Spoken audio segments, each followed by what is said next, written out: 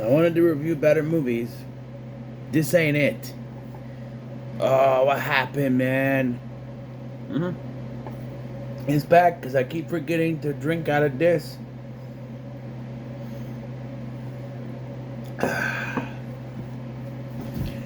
Getting used to this chair. VHS Viral is the final part of this initial trilogy. So it fits that this is the final one that I'm reviewing, and there's three more, and then another one called VHS Beyond coming out. So I need to be able to watch, what is it? 94, 85, and 99? Is that it? No, maybe not even that order. I have 99, it's back there. But this one, it's crap. The framing narrative doesn't even really go along.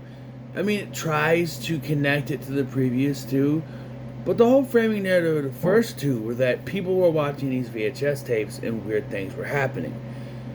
The problem is, like, yeah, there's people watching stuff on their phone, but they don't directly correlate to the the shorts, the segments that we're watching.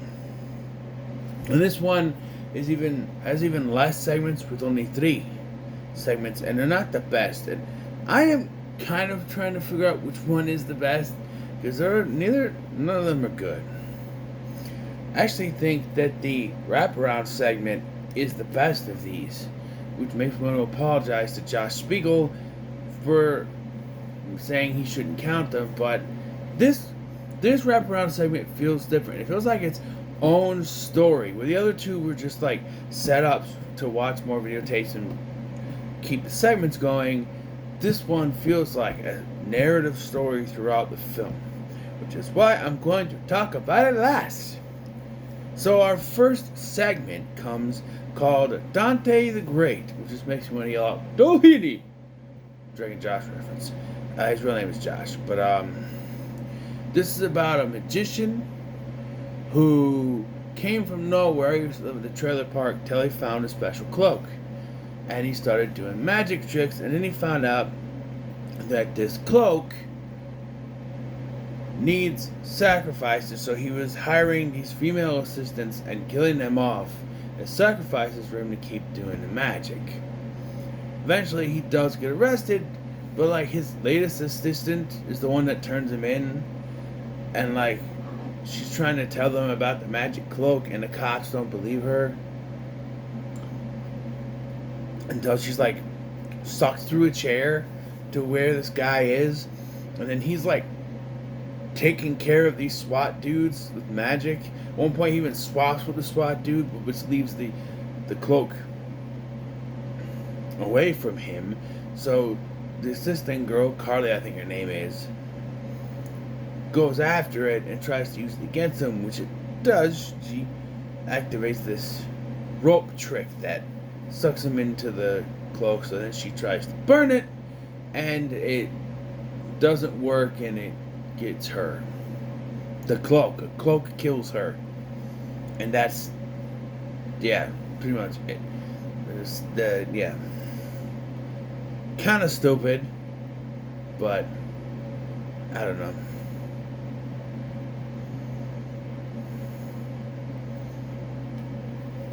I don't know. It's just I don't know. What else can I say about it? Next one is called Parallel Monsters. Now, I'm not gonna complain about how it doesn't make sense about the VHS, because they're not watching VHS tapes. I guess these are supposed to be videos that are on the phone, viral videos, but it's still called VHS. So, I don't know. This one's called Parallel Monsters, and there's this guy named Alfonso. He's creating this portal to a parallel universe, which works. He meets a parallel version of himself. And they decide they're going to take 15 minutes to explore each other's parallel world, which turns out to be a horrible mistake. So Alfonso finds that in a parallel universe, everything is worshipping Satan. Yes, even his parallel wife trying to organize an orgy with two other guys. I guess that would be a four-way. I don't know how that would work, but some kind of hanging blood bag thing, which he doesn't know what to do, and then he hears noises and go outside, and that's when you see an inverted cross, which has been established many times is not Satan worshipping, but they put that in movies anyway. I don't know. And then the two guys that were supposed to have the orgy with him and the alternate wife, they come after him and unveil their literal monster wieners. And not like you say monster wiener and you think a very big one. No, literal monsters. Eyeballs. It reminds me of, in Power Rangers, that turkey monster that Bulk and Skull make, and then those that Rita bring to life with that neck. That's what it reminds me of. And I don't want to think about that, but yeah.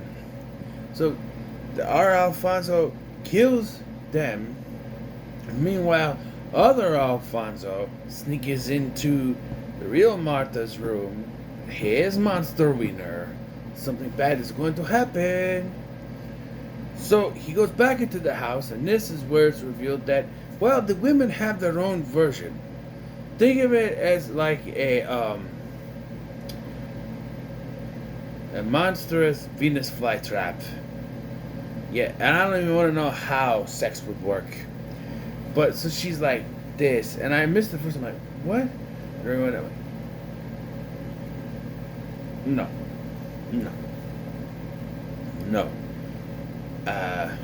And so this causes him to retreat back to his world, where he's confronted by the other Alfonso, who has been torturing the real Martha.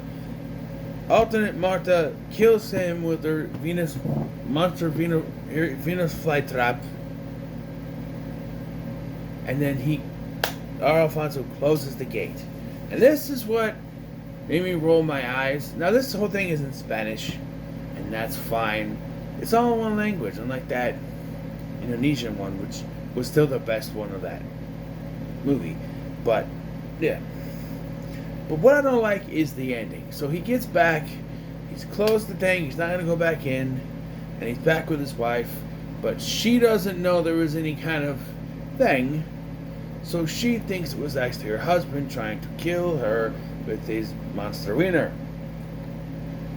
So she stabs him to death. You had me. You had me until the ending. You had me. Nope. And then finally we have Bone Storm.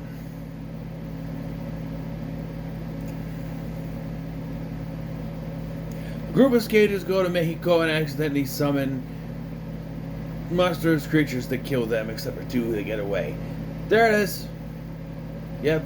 I do want to point out that if your actors don't know how to fake smoke, don't let them do it.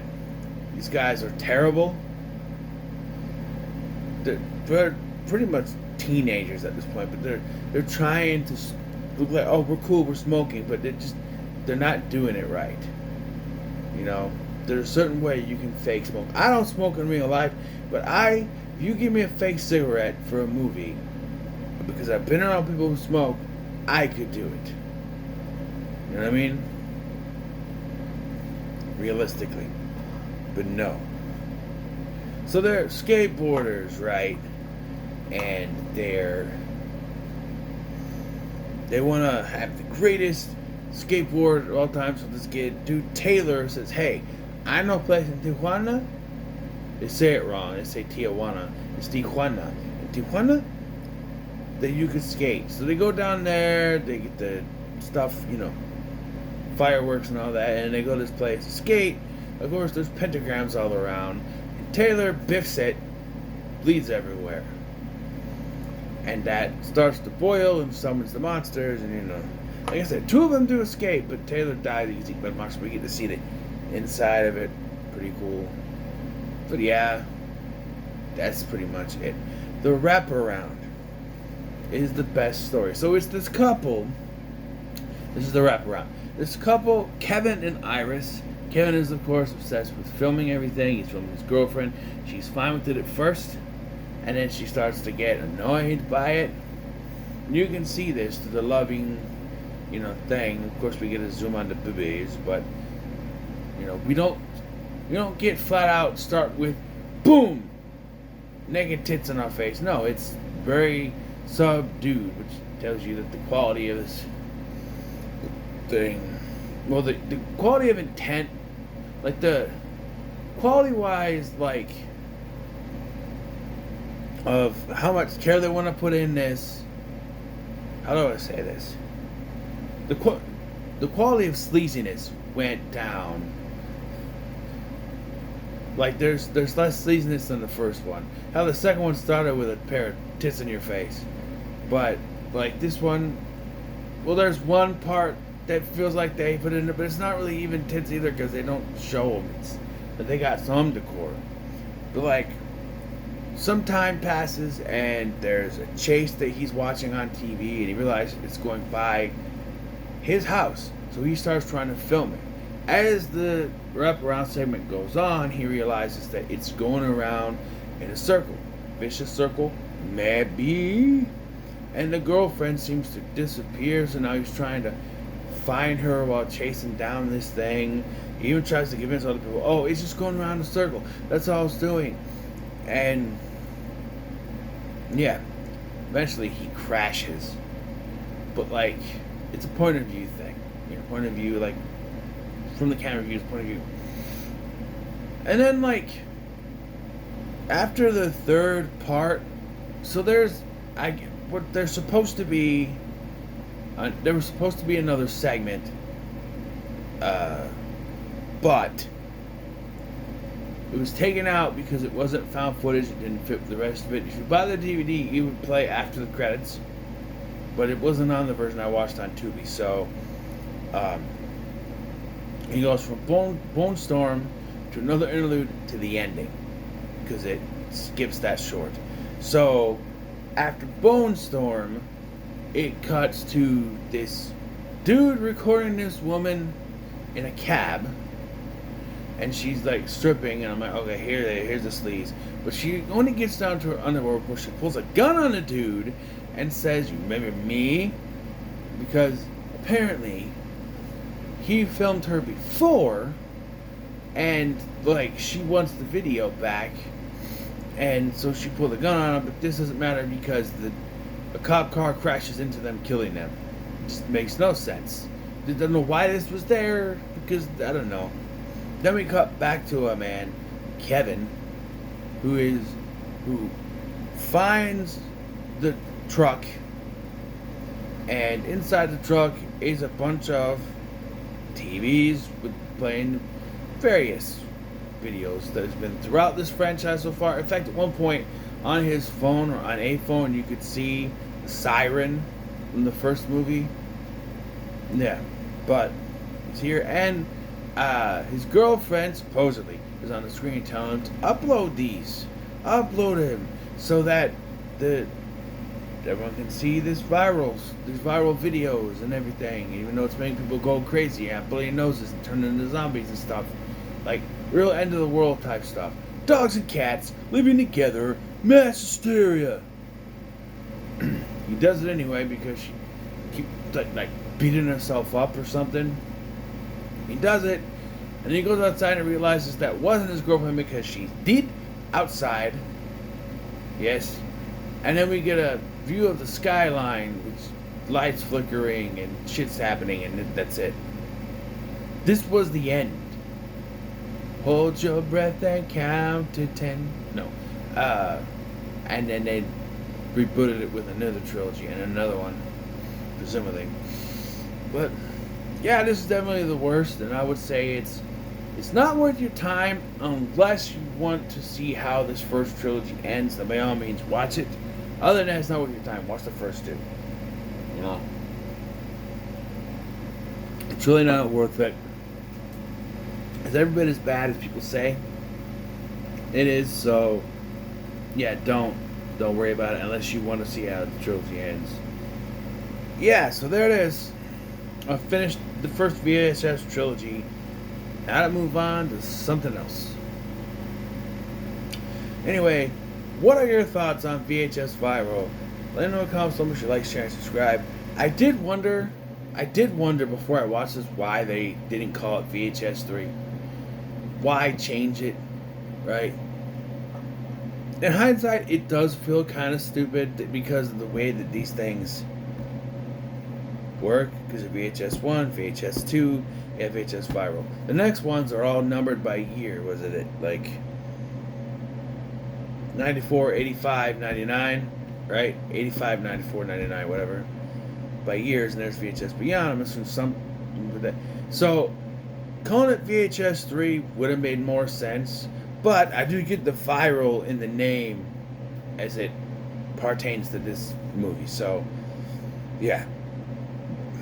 Well, I forgot to mention who directed each one. Not that it matters. But Wraparound 7 was directed by Marcel Sarmiento. Dante the Great was directed by Greg Bishop. Parallel Monsters was directed by Nacho Vigalondo. And Bone Storm was directed by Justin Benson and Aaron Scott Moorhead. Just so you know. Thank you for watching. I've been Sky, and I'll see you in the next one.